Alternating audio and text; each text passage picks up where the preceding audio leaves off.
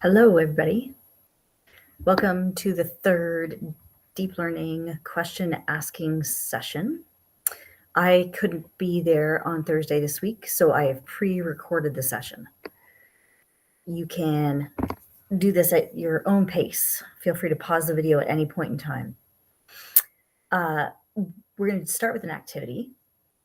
What I want to do is see if you could pick out deep questions as compared to starter questions. We've outlined the success criteria for starter questions. Yes, no questions, questions that generate a one-word response, one place, one name, or questions where you could easily do a quick Google search to figure out the answer. So those are starter questions. Now I'm going to show you 6 different questions, and you can decide as a class, do you think that they're starter questions or do you think they might be deeper questions? Let's see. So the first one, it's this is about the tree. Do you remember the picture we showed right at the beginning of the tree hanging out on the cliff? So visualize that in your mind. There was the cliff sticking out, the tree was growing out of it. All right, so based on that picture, tell me what you think about this question. What ideas about structural strength can we learn from studying the roots of this tree? And how could an engineer use those concepts to, say, strengthen a bridge? I'll let you decide. If you want to, pause the video and discuss as a class, or if you want to just keep the video rolling. If you think it's deep, you can give me a yes. And if you think it's a starter question, you can say no, not deep. So yes, deep, no for not deep. That's a pretty deep question. Very deep question.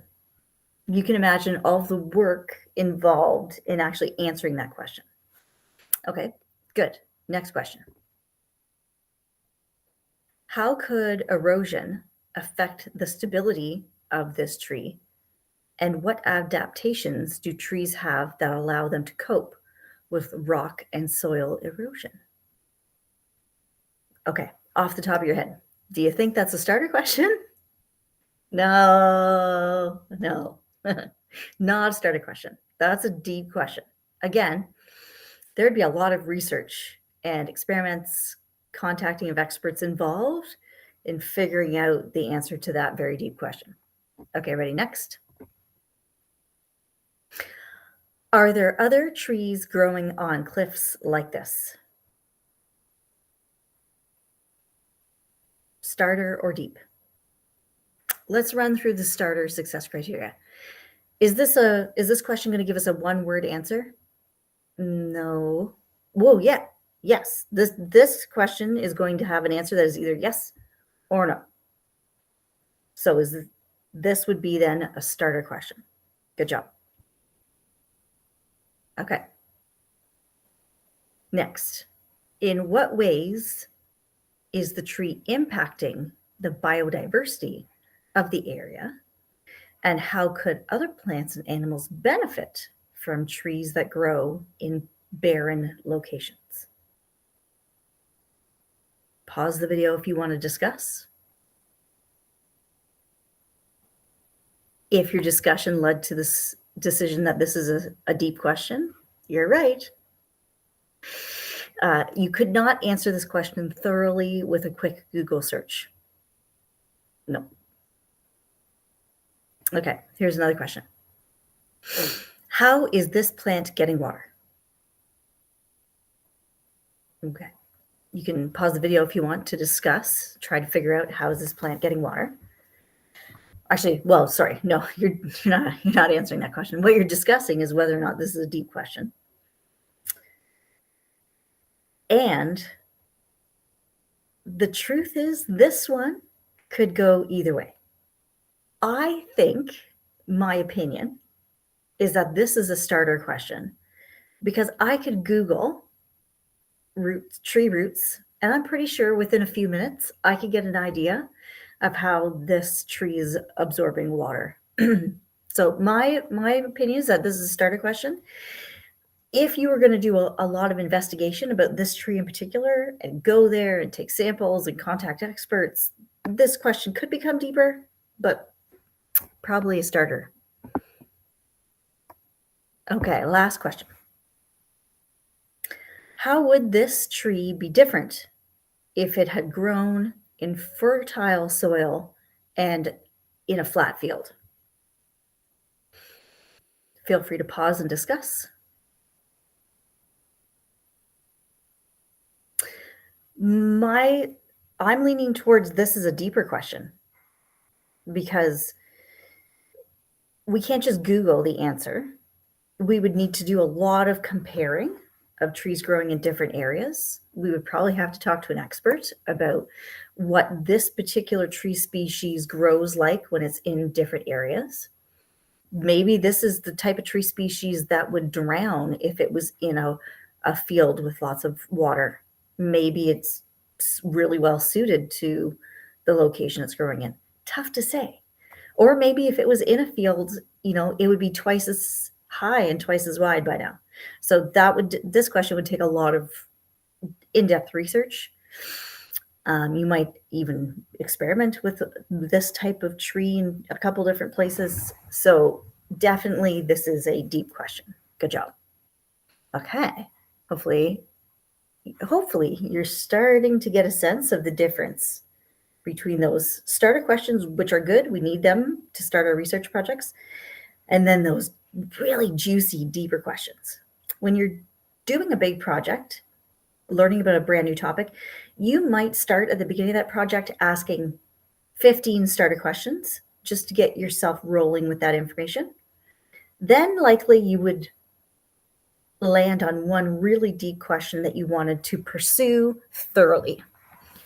Okay. Last time we met, everyone shared with me their information about learning goals. And this is what I pieced together from all of the different classes. So our learning goal for the rest of our time together, as many as we can get in between now and the end of the year, learning goal. We are improving our ability to transform starter questions into deeper questions.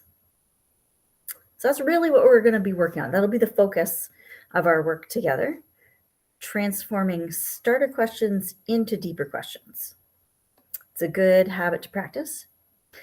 Now, if that's our learning goal, you need to know what your success criteria is when we're meeting this learning goal.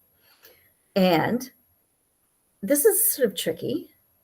Your success criteria isn't actually going to be, what makes a great deep question. Not necessarily. That might be one of the success criteria. But you've done a bit of this with your classes. You guys have created success criteria together. So hopefully you can put some of that expertise to work. So staff, what I recommend you do for the rest of this time that you've dedicated to this today is, together with your class, list some success criteria that you think will help us achieve the learning goal, and the learning goal being taking starter questions, turning them into deeper questions.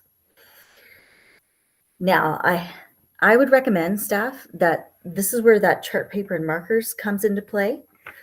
I want, if you can, ideally, you'll write these proposed 5 or 6 success criteria out on chart paper, large enough so that we can get some dots in beside it to do dot matrix. So I'm going to show you something here.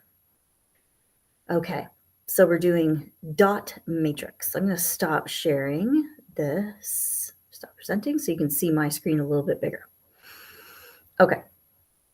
After the 5 or 6 items are on the chart paper, what I need everybody to do is then vote on your favorite top 3. So every student in the class is going to indicate which of the success criteria they think are the 3 most important by doing a dotmocracy activity.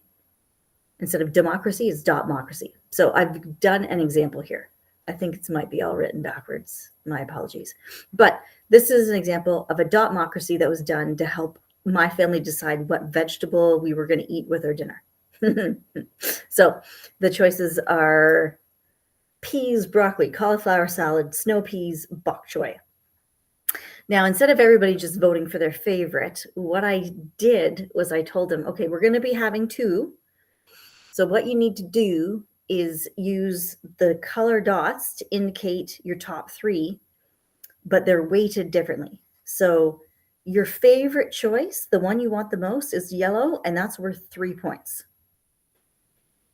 This is just a sample. You guys aren't going to be doing this about vegetables. You'll be doing it about your success criteria. But anyways, the green is worth 2 points and purple is worth 1 point. So I went through and I voted for broccoli, I voted for salad, and I voted for bok choy. Broccoli was my favorite, so it got 3 points. Salad was my second favorite, it got 2 points, and the bok choy got 1 point. Everybody else voted as well. They put their dots on. Then we add up the votes. So peas only got 3 points. Broccoli got 6 points. Cauliflower got 3 points. 5 for salad, 5 for snow peas, 2 for bok choy. Okay, so if I'm picking 2, definitely the broccoli, that got the most points. Then I go down the list, and then I've got 5 points for salad and then 5 points for snow peas. Well, okay, now I'll have to have a tiebreaker. But you can see how then everyone is invested in the solution because they've all had a chance to have their opinion shared. So ideally, staff, if possible, you have your discussion. You, as a class, write down 6 success criteria that you think might go in hand with the learning goal. And then use your dotmocracy so that students can vote for the 3 that they feel are most important. Hopefully that's not confusing. If it's really confusing, send me a text. I'll call you. Okay. All right. Then after that's done, you have a little more work to do before next time we visit.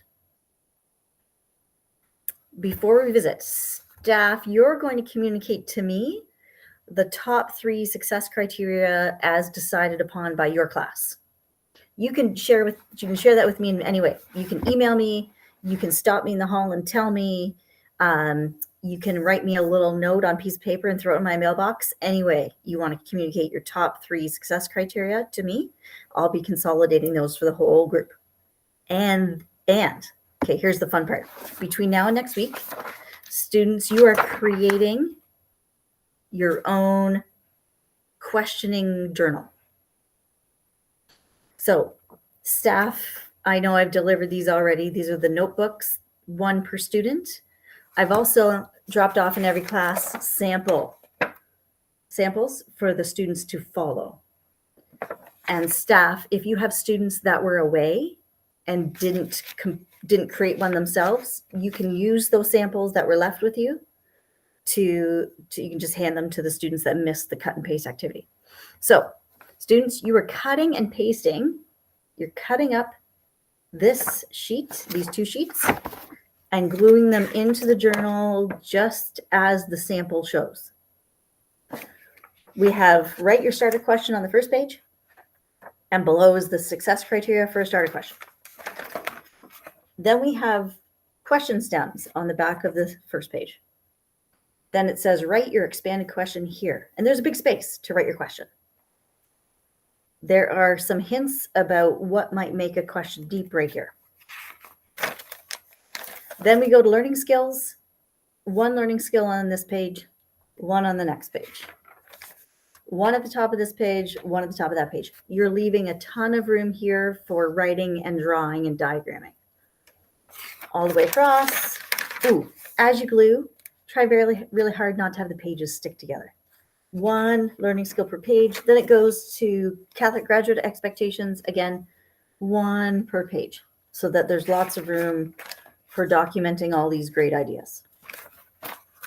So staff, you can keep the samples, use them with students who missed the activity or weren't able to do that themselves. Also, staff, you'll be given electronic copies of this for those with C equipment.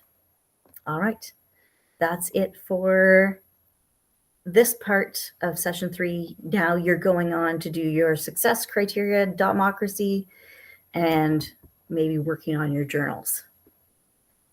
Good luck.